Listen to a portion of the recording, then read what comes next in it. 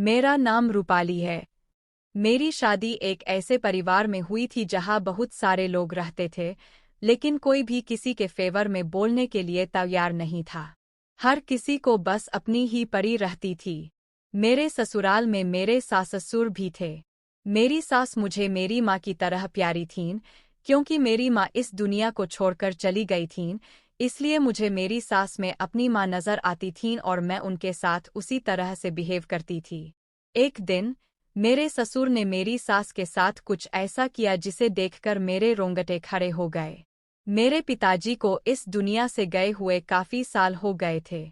मैं 7 भाइयों की इकलौती बहन थी और अभी तक मेरे किसी भाई की शादी नहीं हुई थी, क्योंकि मैं सबसे बड़ी थी और मेरे सारे भाई मुझसे छोटे थे।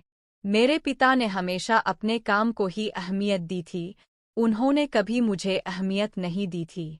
मैं घर के कामकाज में ही घिर कर रह गई थी, क्योंकि मेरे सारे भाई काम पर जाते थे और मेरे सबसे छोटे 2 भाई घर में ही रहते थे। मुझे इतने बहुत सारे लोगों का खाना बनाना पड़ता था। मेरी उम्र बढ़ती जा रही थी, लेकिन मेरे पिता को मेरी शादी का बिल्कुल भी ख्याल नहीं था। जब मेरे भाई की शादी की बात आई, तो मेरे पिता के रिश्तेदार उन्हें कहते थे कि पहले बेटी की शादी करो। मेरे पिता कहते थे कि उनके पास बेटी की शादी के लिए दहेज नहीं है, बहू तो फ्री में भी आ जाएगी और अपने साथ दहेज भी लेकर आएगी। इस बात से मैं बहुत परेशान थी। मेरी उम्र भी काफी हो चुकी थी। कुछ दिनों बाद मेरी भाभी आ गई और उसने मेरा जीना दुश्वार कर दिया था।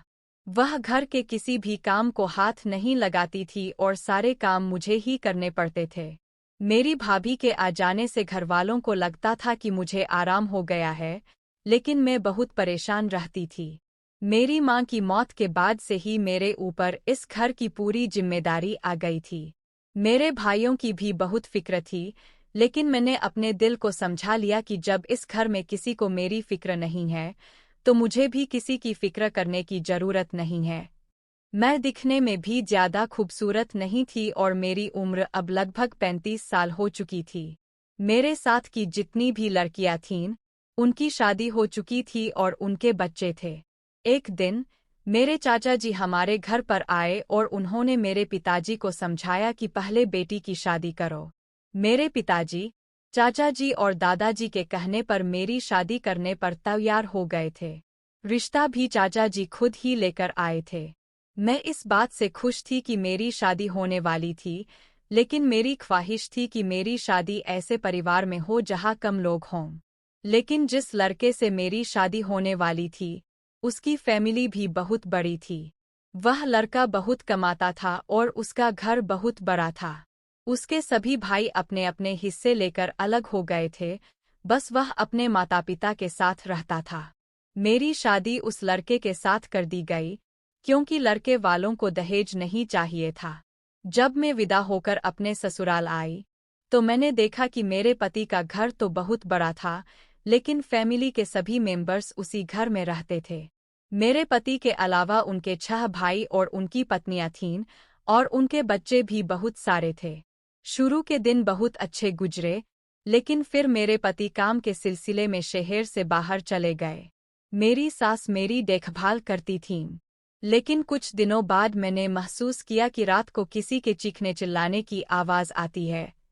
मुझे लगा कि शायद घर में कोई भूत है। एक रात मैंने हिम्मत करके देखा तो पाया कि मेरे ससुर किसी से फोन पर चिल्ला रहे थे। मुझे समझ में आया कि घर में आधी रात को टहलने वाला इंसान मेरे ससुर ही थे। एक दिन मैंने अपनी सास से पूछा, तो वह घबरा गई और बात को गोल गोल घुमा दिया। मेरी सास ने मुझे समझाया कि इस घर में सबको अपनी फिक्र है, इसलिए कोई किसी के मामले में नहीं बोलता। मेरे पति जब घर आते तो सबका बिहेवियर बदल जाता था। मेरे ससुर मेरी सास के साथ बुरा बिहेवियर करते थे, लेकिन मेरे पति के आने पर सब ठीक हो जाता था। फिर एक दिन मेरे पति ने मुझे बाहर घूमने ले जाने का प्लान बनाया। हमने एक रेस्टोरेंट में खाना खाया। मैंने अपने पति से सारी बातें बताने की कोशिश की, लेकिन वह कल अटेंड करने चले गए। जब वह वापस आए, तो मैंने कहा कि शायद मुझे गलतफहमी हुई थी। उसके बाद मैं अपने पति के साथ घर लौट आई थी। कुछ दिनों बाद मेरे पति फिर से शहर चले गए। मेरे पति के जाते ही घर का माहौल फिर से बिगड़ गया। एक दिन मैंने देखा कि मेरे ससुर मेरी सास के बाल काट रहे थे। यह देखकर मैं चौंक गई। मेरी सास ने मुझे बताया कि यह रोज का काम है। मैंने सास को गले लगा लिया और पूछा कि ऐसा क्यों हो रहा है। मेरी सास ने कहा कि मैं इस घर के बारे में कुछ नहीं जानती हूँ, इसलिए मैं यह बात नहीं समझ सकती। एक दिन मेरे ससुर ने मुझे समझाया कि उनकी पत्नी बेवफा थी, इसलिए वह ऐसा करते थे। उन्होंने मुझे कुछ फोटोज दिखाईं। अचानक मेरी सास आ गई और मोबाइल छीन लिया। उन्होंने मुझे कमरे में जाने के लिए कहा और कहा कि मैं उनके मामलों में न पड़ूं। मेरी सास ने मुझे धमकी दी कि अगर मैंने अपने पति को कुछ भी बताया, तो वह मुझे इस घर से बाहर निकाल देंगी। अब मेरे पास कोई रास्ता नहीं था। मैं अपने कमरे में चली गई और सोचा कि आखिर इस घर में हो क्या रहा है। मेरे ससुर मेरे साथ भी अच्छा बिहेवियर कर रहे थे, लेकिन मैं अपने पति को यह सब कुछ बताने से डरती थी। मैंने अपनी सास को बहुत प्यारा माना था, लेकिन इन सब बातों की वजह से मैं बहुत टेंशन में थी। एक दिन मेरे ससुर मेरे कमरे में आए और मेरे लिए चाय लेकर आए। उनका मूड बहुत अच्छा था। मैंने चाय का कप लिया और कहा कि जब ठंडी हो जाएगी तो पी लूंगी। मेरे ससुर ने कहा कि मुझे उनके सामने चाय पीनी चाहिए। मैंने बहाने बनाए, लेकिन मेरे ससुर कहने लगे कि मुझे चाय पीनी ही होगी। फिर उन्होंने मुझे चाय का कप पीने के लिए मजबूर किया। मेरे ससुर के बदलते बिहेवियर और घर की अजीबोगरीब घटनाओं ने मुझे बहुत परेशान कर रखा था। मुझे समझ नहीं आ रहा था कि मैं क्या करूं। इस घर में मेरी जिंदगी बहुत कठिन हो गई थी, लेकिन मुझे अपने पति और सास की वजह से यहाँ रहना पड़ रहा था। चाय जरूर पी लेना। मैंने हाँ में सिर हिलाया और अपने ससुर को कमरे से बाहर जाते देखा। दरवाज़ा बंद करके मैं फिर से अपने विचारों में खो गई। मेरे ससुर का व्यवहार समय में नहीं आ रहा था। कुछ देर बाद मैंने चाय का कप उठाया और घूंट भरा। चाय अच्छी बनी थी, लेकिन मेरे मन में संदेह का बीज बो दिया गया था। रात गहरी होती जा रही थी।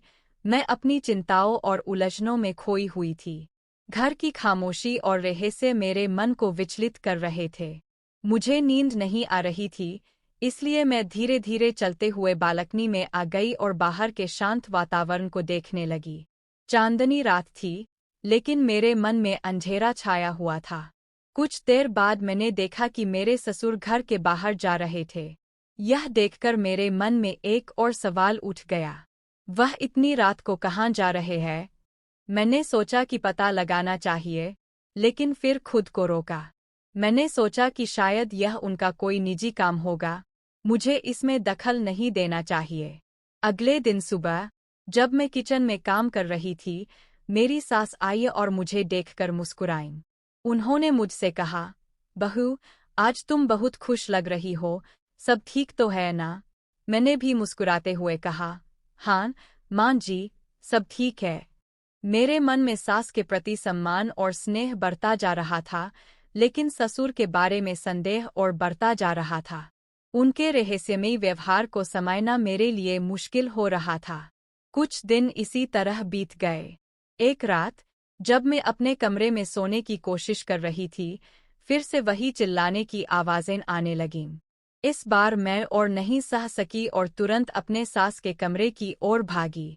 वहां का दृश्य देखकर मैं स्तब्ध रह गई। मेरे ससुर फिर से मेरी सास के साथ बुरा व्यवहार कर रहे थे। मैंने तुरंत बीच बचाव किया और अपने ससुर से कहा, पिताजी, यह आप क्या कर रहे हैं? माँ जी के साथ ऐसा मत कीजिए। मेरे ससुर ने मुझे गुस्से से देखा और कहा, तुम्हें इससे कोई मतलब नहीं होना चाहिए। यह हमारे बीच का मामला है। मैंने साहस बटोरकर कहा, नहीं पिताजी, अब मैं यह सब और नहीं देख सकती। मैं आपके बेटे से यह सब बताऊंगी। यह सुनकर मेरे ससुर ने मेरी ओर देखा और कहा, ठीक है, जाओ बता दो।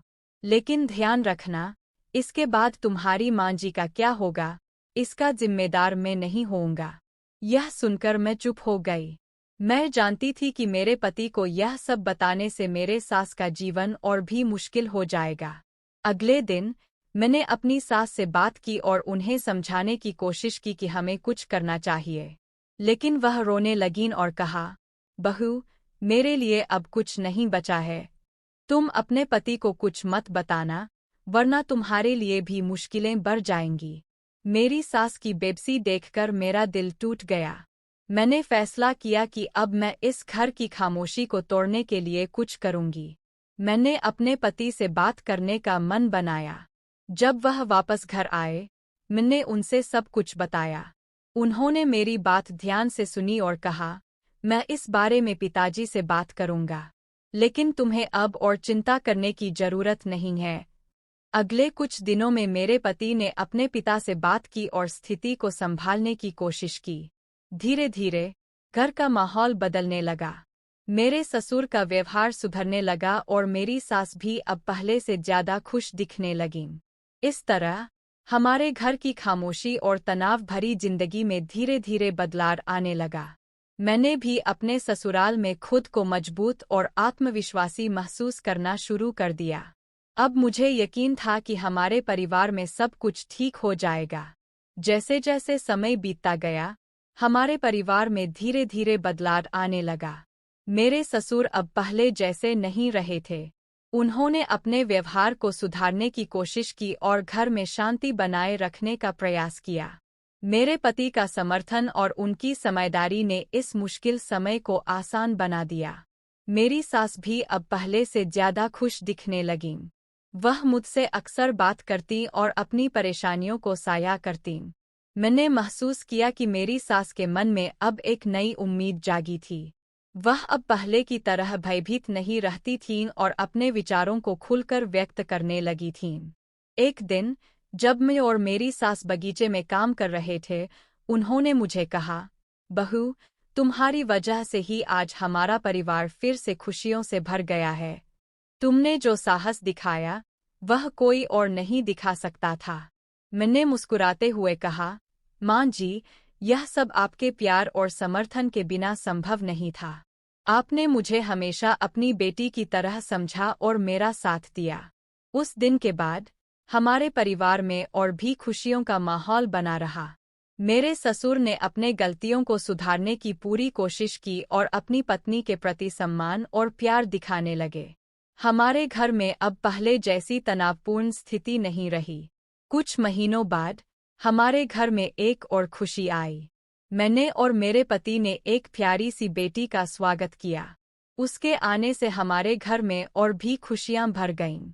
मेरी सास और ससुर दोनों ही उसे बहुत प्यार करते थे और उसकी देखभाल में जुट गए। मेरे ससुर ने अपने व्यवहार में जो बदलाव लाया था, वह अब साफ दिखाई दे रहा था। वह अपनी पोती के साथ समय बिताते और उसकी हर छोटी बड़ी ज़रूरतों का ख्याल रखते। मेरे ससुराल का माहौल अब पूरी तरह से बदल चुका था।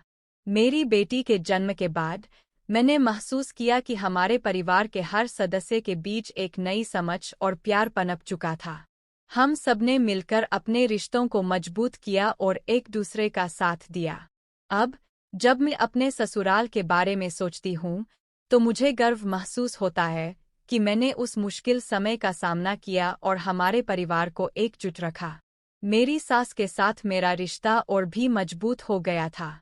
हम दोनों ने एक दूसरे का समर्थन किया और अपने परिवार को खुशियों से भर दिया। इस तरह हमारे घर की खामोशी और तनाव भरी जिंदगी में धीरे धीरे बदलाव आने लगा। मैंने अपने ससुराल में खुद को मजबूत और आत्मविश्वासी महसूस करना शुरू कर दिया। अब मुझे यकीन था कि हमारे परिवार में सब कुछ ठीक हो जाएगा।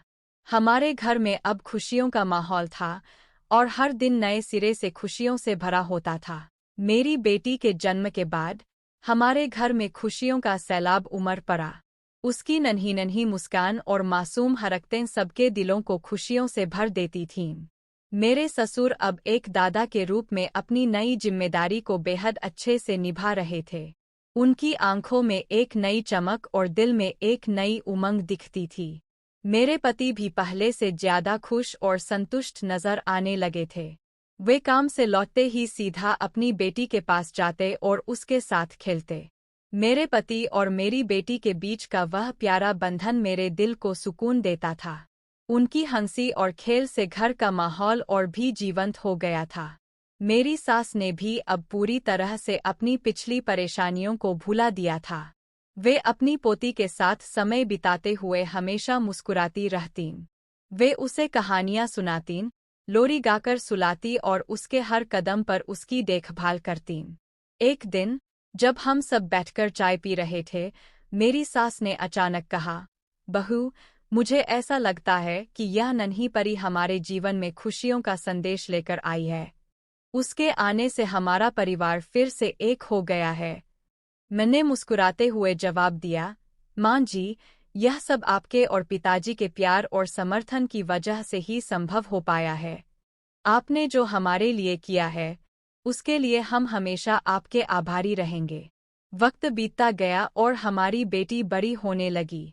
उसके पहले कदम, पहला शब्द और हर नई उपलब्धि हमारे परिवार के लिए एक उत्सव बन गया था। उसके जन्मदिन पर हमने एक छोटी सी पार्टी रखी, जिसमें हमारे करीबी रिश्तेदार और दोस्त शामिल हुए। उस दिन मेरे ससुर ने एक भावुक भाषण दिया, जिसमें उन्होंने कहा, हमारी पोती ने हमारे जीवन में जो खुशियां भरी है, उसके लिए हम भगवान का धन्यवाद करते हैं। हम सब मिलकर उसे एक खुशहाल और प्यार भरा जीवन देंगे। उनकी बातें सुनकर मेरी आंखों में आंसू आ गए, लेकिन ये आंसू खुशी और गर्व के थे। मैंने देखा कि कैसे हमारे परिवार ने कठिनाइयों का सामना किया और अब एक मजबूत, प्यार भरे बंधन में बंधा हुआ था। समय के साथ हमारे जीवन में और भी बदलाव आए, लेकिन हमारे परिवार की एकता और प्यार हमेशा बना रहा। मेरी बेटी की परवरिश में मेरे ससुराल वालों का सहयोग अद्वितीय था। उन्होंने उसे हर संभव प्यार और देखभाल दी। मेरे ससुर, जो कभी कठोर और अनुशासनप्रिय थे, अब एक दयालु और संवेदनशील व्यक्ति बन गए थे। उनके साथ बिताए पल अब अनमोल बन गए थे। हमने मिलकर कई उत्सव मनाए, कई खुशियों के पल साझा किए और एक दूसरे के साथ खड़े रहे। अब, जब मैं अपने जीवन के उन पलों को याद करती हूँ, तो मुझे गर्व होता है कि मैंने अपने ससुराल में एक सकारात्मक बदलाव लाने में मदद की। मैंने सीखा कि प्यार, समझदारी और सहनशीलता के साथ किसी भी मुश्किल को पार किया जा सकता है। हमारा परिवार अब पहले से भी ज्यादा मजबूत और खुशहाल है, और यह सब हमारे एकजुट प्रयासों का परिणाम है। वर्ष बीतते गए, और हमारी बेटी ने धीरे धीरे स्कूल जाना शुरू किया। उसकी शिक्षा और व्यक्तित्व के विकास में मेरे सास-ससुर का बहुत बड़ा योगदान था। वे उसे कहानियां सुनाते, नैतिक मूल्यों के बारे में बताते और उसे हर कदम पर प्रोत्साहित करते। उनकी देखरेख में मेरी बेटी न सिर्फ अच्छी छात्रा बनी, बल्कि एक अच्छा इंसान भी बनती जा रही थी। मेरे ससुर अब भी अपने पुराने शौक, जैसे बागवानी और किताबें पढ़ना, का आनंद लेते थे। वे अक्सर मेरी बेटी को भी अपने साथ बगीचे में ले जाते और पौधों के बारे में बताते। मेरी बेटी उनके साथ समय बिताकर बहुत खुश होती थी। मेरी सास, जो एक समय में बहुत सीधी-सादी और शांत थीं, अब अपनी पोती के साथ खेलती और हंसती रहतीं। उनकी हंसी और मुस्कान से घर का माहौल हमेशा खुशहाल बना रहता था। उन्होंने मेरी बेटी को सुई धागे का काम और रसोई के कुछ आसान व्यंजन भी सिखाने शुरू कर दिए थे। एक दिन, जब हम सब डिनर टेबल पर बैठे थे, मेरी बेटी ने अचानक कहा, मम्मी, पापा, दादा दादी ने मुझे आज एक बहुत ही मज़ेदार कहानी सुनाई। उसकी मासूमियत और खुशियों से भरी बातें सुनकर हम सबकी हंसी छूट गई। मेरे पति, जो पहले अपने काम में बहुत व्यस्त रहते थे, अब अपनी बेटी के साथ अधिक समय बिताने की कोशिश करते थे। वे उसे स्कूल से लाते, होमवर्क में मदद करते और हर शाम उसके साथ खेलते। उनके बीच का यह प्यारा रिश्ता मेरे दिल को बहुत सुकून देता था। मेरे ससुराल में अब एक नई ऊर्जा और उमंग का संचार हो चुका था। हम सब मिलकर त्योहार मनाते, एक दूसरे के साथ खुशियां बांटते और हर छोटे बड़े मौके को यादगार बनाते। मेरे ससुर का स्वास्थ्य अब भी ठीक था, लेकिन बढ़ती उम्र के साथ उन्हें थोड़ा आराम की भी जरूरत होती थी। मेरी सास उनकी देखभाल में कोई कसर नहीं छोड़ती थीं। उनकी इस देखभाल और प्यार ने हमारे परिवार को और भी मजबूत बना दिया था। समय के साथ, मैंने महसूस किया कि हमारे परिवार का हर सदस्य अपने अपने तरीके से एक दूसरे के जीवन में खुशियां और सुकून लाने की कोशिश कर रहा है। मेरी बेटी की मासूमियत और हंसी ने हमारे घर को एक नई रोशनी दी थी।